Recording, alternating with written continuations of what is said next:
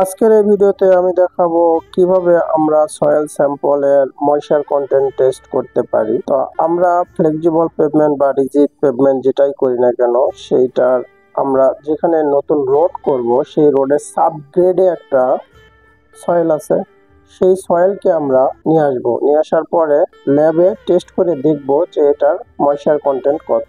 এটা করার জন্য আমাদের যে স্পেসিমেনগুলো লাগবে অর্থাৎ অ্যাপারেটাস যেগুলো লাগবে সেগুলো হচ্ছে ক্যান লাগবে দুইটা, ব্যালেন্স লাগবে। তো ক্যানের নাম্বার ওয়াইজ ক্যানগুলো লাগবে।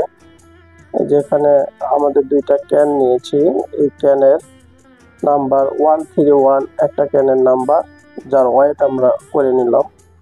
আর একটা ক্যানের নাম্বার 133, এটারও ওয়েট করে নিচ্ছি।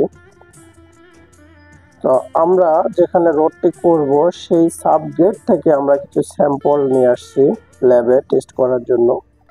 এটা হচ্ছে ভিজা অবস্থায়, যেটা আমরা ফিল্ডে যে স্যাম্পলটি পেয়েছি সেইটাই সরাসরি আমরা ক্যানে নিলাম। দুইটা ক্যানে নিচ্ছি, নেওয়ার পরে আমরা কি করব, এটার ওয়েট নেব। এটার ওয়েট আমরা ক্যান ওয়েস নাম্বার ওয়েস আমরা এই ভিজা অবস্থায় এই মাটিটির আমরা ওজন করে নেব। ওজন করে নেওয়ার পরে আমরা এই ক্যান ওয়েস যে ওজনটি আসে এগুলো আমরা লিখব।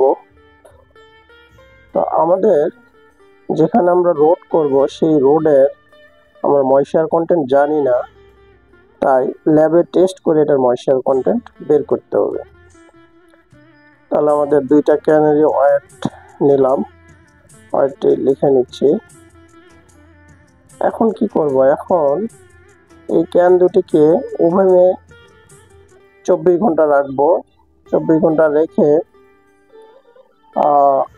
ওভেনের টেম্পারেচার 100 ডিগ্রি সেন্টিগ্রেড তাপমাত্রায় 24 ঘন্টা রেখে এটাকে ড্রাই করব। অর্থাৎ এই মাটির ভিতরে যত ময়েশ্চার ছিল, ওয়াটার ছিল, এটা শুকিয়ে নেব। নেওয়ার পরে এই ক্যান সহ ড্রাই সয়েলে আমরা আবার ওয়েট করব। তার কারণ যে ওভেনে দেওয়ার পরে আমার পানিগুলি শুকিয়ে নিয়েছে, এখন আমি ড্রাই অবস্থায় ওয়েট করে নিচ্ছি দুইটা ক্যানেরই। ওয়েট করে আমার বের করতে হবে যে এখানে পানির পরিমাণ কতটুকু ছিল। তো আমরা টেবিল আকারে দেখাচ্ছি যে প্রথমে আমরা ক্যান নাম্বার নিয়েছিলাম, ক্যানের ওয়েট নিয়েছিলাম, তারপরে ভিজা অবস্থায় স্যাম্পলের ওয়েট নিয়েছিলাম ক্যান সহ, এবং ওভেনে দেওয়ার পরে ক্যানের ওয়েট আর হচ্ছে ড্রাই সয়েলের ওয়েট নিয়েছিলাম। তাহলে আমরা ভিজা অবস্থায় ক্যান সহ যে ওয়েট ছিল সেখান থেকে যদি শুকনো অবস্থায় ক্যান সহ ওয়েট বাদ দিই, তাহলে আমরা কি পাবো, মাস অফ ওয়াটার পাবো।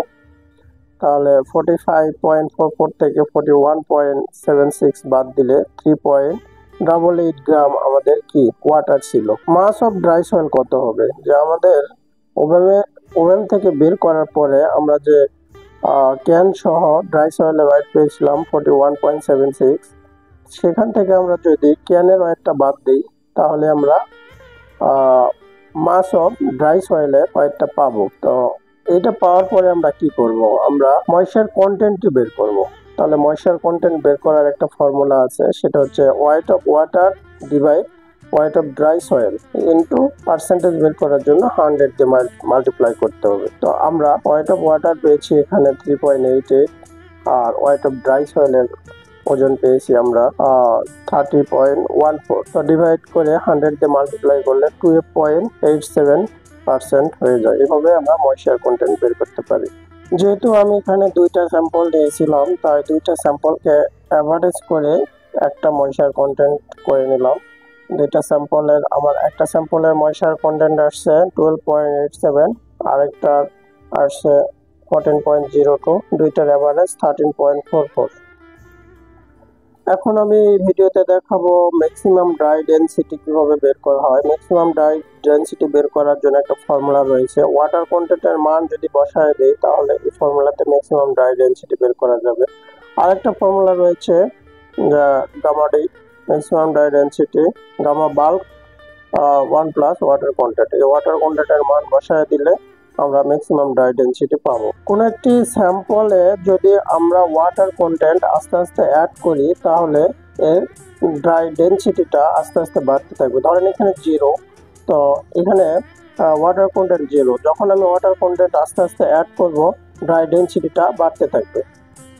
আস্তে আস্তে ওয়াটার কন্টেন্ট আরও বাড়াবো, ড্রাই ডেনসিটিও আরও বাড়তে থাকবে। এমন এক পর্যায়ে যায় ওয়াটার কন্টেন্ট এর বেশি বাড়াইলে ড্রাই ডেনসিটিটা কমতে থাকবে।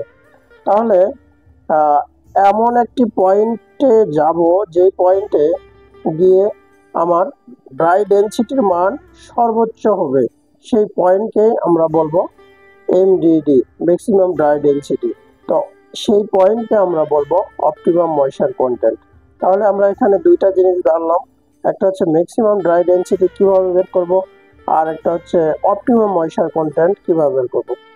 আমরা ম্যাক্সিমাম ড্রাই ডেনসিটি পাইলে অপটিমাম ময়েশ্চার কন্টেন্ট পাবো, অথবা অপটিমাম ময়েশ্চার কন্টেন্ট পাইলে ম্যাক্সিমাম ড্রাই ডেনসিটি পাবো। এই যে এই পয়েন্টটা হচ্ছে ম্যাক্সিমাম ড্রাই ডেনসিটির পয়েন্ট, এবং এটার সর্বোচ্চ হলো ম্যাক্সিমাম ড্রাই ডেনসিটি, তাই এটার অপটিমাম ময়েশ্চার কন্টেন্টও পাবো। তো আমাদের মূল সামারি হচ্ছে যে আমরা ম্যাক্সিমাম ড্রাই ডেনসিটি সঙ্গে রিলেশন করে ওয়াটার কন্টেন্টটি আমরা অ্যাড করব। আস্তে আস্তে ওয়াটার কন্টেন্ট অ্যাড করব, ড্রাই ডেনসিটি বাড়তে থাকবে, আবার ওয়াটার কন্টেন্ট অ্যাড করব, ড্রাই ডেনসিটি বাড়তে থাকবে। এমন একটি পয়েন্টে যে ওয়াটার কন্টেন্ট এর পরবর্তীতে আর অ্যাড করলেই এর ড্রাই ডেনসিটিটা কমতে থাকবে। তো যেই পয়েন্টে যায় ড্রাই ডেনসিটি সর্বোচ্চ, সেই পয়েন্টকেই আমরা বলবো অপটিমাম ময়েশ্চার কন্টেন্ট। আর এই পয়েন্টে কাট করে যে পয়েন্টটি আমরা পাবো সেটা হচ্ছে ম্যাক্সিমাম ড্রাই ডেনসিটি।